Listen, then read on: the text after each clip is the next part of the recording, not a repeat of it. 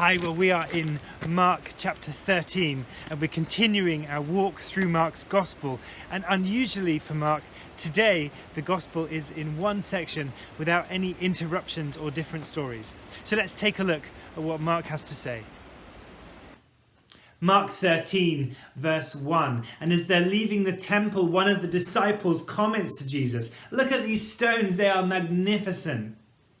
And Jesus says, "Yeah, I know they're magnificent, but the whole thing is going to be destroyed. Not one stone," he says, verse 2, "will be left on another. Everyone will be thrown down." And as often happens in Mark's Gospel, we then move to a scene that follows where Jesus is sitting with his disciples and they're saying, "Okay, can you tell us more about this?" So they're sitting on the Mount of Olives. They're opposite the temple. Peter, James, John and Andrew ask him, it says, privately, "When will these things happen? What do you mean, Jesus? What will be a sign that these things are about to be fulfilled?" And we get quite a lot of teaching coming from Jesus in my Bible here. I don't know if you can see that there. I've got the red letters. And so it's red when the Bible compilers think that Jesus said it. And so here's what Jesus is saying, and it's quite this speech about the destruction of the temple and the signs of the end times, about being watchful and waiting. And so Jesus starts in verse 5. He says, "Watch out. Watch out that no one deceives you." Jesus talks about many who will come, verse 6, claiming, "I am he," people who will deceive people. Through history, many times, especially in the last couple of hundred years, it seems, people have predicted when the world is going to end. What are the things that are going to happen? And they've come out with dates. I remember there was a whole thing around the millennium, and that when the year 2000 came around, that could be the end of the world. It's now 2020, and it didn't happen. Other times it happens when people do some mathematics and work out that if they add certain dates together or find particular things in the Bible, they can come out and find a date when Christ is going to return. Jesus doesn't tell us, "Here is the date I'm going to return." The message is, be watchful. He says, verse 7, "When you hear of wars and rumours of wars, don't be alarmed. These things are going to happen. The end is still to come." We get these words of warning of nation rising up against nation, kingdom against kingdom, earthquakes, famines. These things are going to happen. He says these are the beginning of birth pains. Time and again, when these things happen, somebody normally commentates from somewhere that this is a sign that the end of the world is nigh. The words of Jesus in verse 9, "You must be on your guard." We have to read this passage not as we might read it today exclusively, but actually, how did those first disciples see it? How were those early Christians? What did they make of this passage? And so these verses about being handed over to councils and flogged in synagogues, standing before governors and kings as witnesses to them, and the gospel must be preached to all nations, being arrested, verse 11, and brought to trial. These things were things that we know that the early church went through. There was a whole time when actually being a martyr and dying for your faith was seen as a badge of honour. We're warned that within families, brother will betray brother and father child, and children will rebel against their parents. I'm sure for many of us that rebellion is already happening. I don't think it's a sign of the end of the world. It's probably a sign that you've been homeschooling for a week or two, depending on what part of the world you're in. Verse 13, "Everyone will hate you because of me, but the one who stands firm to the end will be saved." The message is stand firm. Stand firm. Plant your feet on the solid rock. When you see the abomination that causes desolation standing where it does not belong, let the reader understand. Then let those who are in Judea flee to the mountains. Let no one go on the housetop and go and take anything. Let no one go in the field and go back to get their cloak. On it goes. Again, Jesus comes back to where we were a few verses ago in verse 6. He says, "If anyone says to you, 'Look, here's the Messiah,' or 'Look, here he is,' do not believe it, because there will be false messiahs and false prophets. So be on your guard. I've told you everything ahead of time. What Jesus is saying all through this is be ready, be prepared, stand firm in your faith in him. And so for us, I think as we read this, it feels like something that should be in a movie. Parts of it feel a bit scary or daunting perhaps, especially with what's going on in the world today. But Jesus' encouragement to us is to stand firm in our faith, to be rooted in him, to stay close to him, to watch and to be ready. This passage feels like it belongs in the book of Revelation, or we've stepped back in time to Daniel in the Old Testament.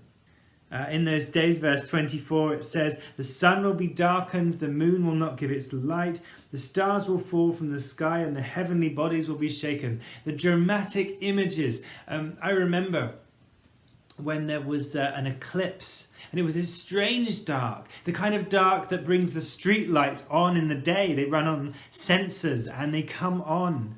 There's a sense that we will know when this time is. And our job is to be ready. Being ready, being prepared, watching and waiting and staying strong in our faith is the encouragement we get all the way through the Gospels. And we get this wonderful image of the people, verse 26, seeing the Son of Man coming in clouds with great power and glory. That image of heaven being up in the clouds is totally ruined the first time you go on an aeroplane and fly through the clouds. And you realise that that's not where heaven is. It's just where there's a bit of turbulence and some bumpiness before you get up to the nice blue sky above. But the image is dramatic of the Son of Man, that's Jesus, coming on clouds, and angels gathering people up from all the four parts of the earth, the four corners of the world. And so what are we to do with this dramatic image? Verse 28 takes us with a lesson from the fig tree. Its twigs get tender, its leaves come out, and you know that summer is near, it says. Just as at the moment the blossom trees here in Maple Ridge are coming out, the cherry blossoms, the pink flowers are beginning to bud and come to life. And so we know, even though it might not feel like it, that spring and then summer will be on their way. Jesus says, when you see the stuff happening I'm talking about, then you'll know that the time is there. We're just to trust in God to remain faithful in our walk with Christ. And as we do that, we'll be ready. That's what it means to watch and to wait. And we will know if and when that time happens. In verse 30, we encounter a problem. And the problem is that Jesus says, "Truly I tell you, this generation will certainly not pass away until all these things have happened." Well, some of the things Jesus was talking about here in Mark, they did happen. The destruction of the temple. We are not quite sure because, as ever, scholars don't entirely agree with each other. We're not quite sure whether Mark's gospel was written in the knowledge that the temple was destroyed, and therefore this is an emphasis at the beginning of chapter 13 to help us know, to bring this to our mind, or whether this was written just before the temple was destroyed. We know that it was clearly important that the physical place of worship, of sacrifice, had been taken away. And Jesus makes the point that heaven and earth will pass away. Verse 31, "But my words will never pass away." And so Jesus' teaching is true for all time. It's a bit like that part in 1 Corinthians 13 where it says, "Faith, hope and love remain, and the greatest of these is love." And the reason love is the greatest is because there will be a day when we do not need faith. We need it right now, but we won't. One day. There will be a day when we don't need hope, but we need hope right now. But there'll be a day when we don't need it. But there will not be a day when we don't need love. because God is love. And so love is the one of faith, hope, and love. Love is the one that is eternal, that goes on forever, that continues in heaven. Love is the very character, the essence, the core of God. So in the same way, Jesus says, my words won't pass away. Even as heaven and earth change, my words remain. There's a consistency when we build our life on Jesus and we trust in him. And so we finish with the last section that speaks about the day and the hour are unknown. Jesus says, verse 32, we don't know, not even the angels in heaven. They don't know. Not even the Son.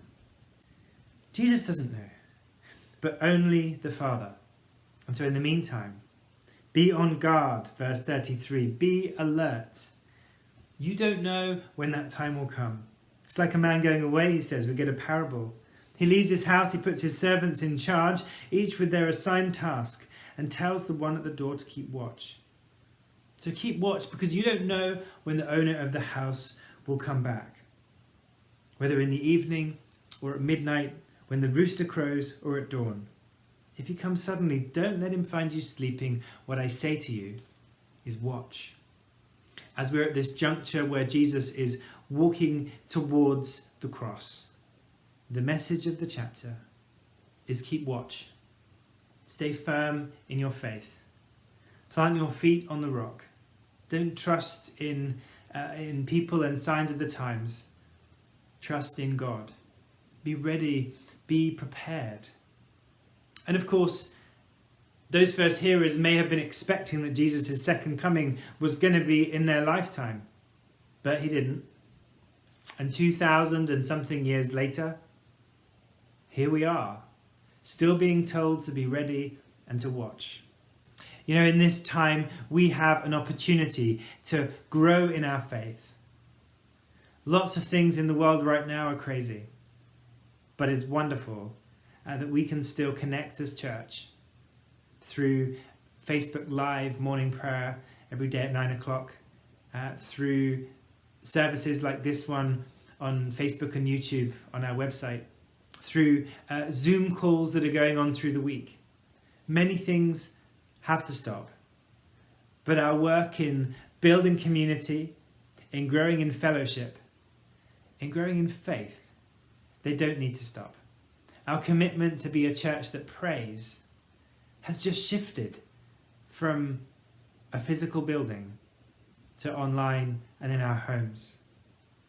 We've seen a dramatic increase in the last month for people sending in prayer requests.